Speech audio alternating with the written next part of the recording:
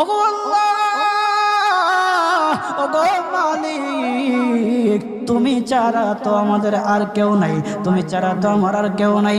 আল্লাহ গো, তুমি যদি মাফ না করো কে আমাকে মাফ করবে? তুমি যদি মাফ না করো কে আমাকে মাফ করবে? তুমি যদি আমাকে মাফ করো তাহলে তোমার কোনো দিকে কমবে না, তুমি যদি আমাকে মাফ না করো তোমার কোনো দিকে বাড়বে না। আল্লাহ গো, তুমি আমাকে মাফ করে দাও। সারাটা জীবন অন্যায় কাজ করেছি, সারাটা জীবন নাফরমানি করেছি, আমার কাছে কালেমার দাওয়াত কম আসে নাই, আমার কাছে কালেমার দাওয়াত কম আসে নাই, আমাকে লোকেরা কম বোঝায় নাই। ওগো আল্লাহ, তুমি আমাকে মাফ করে দাও।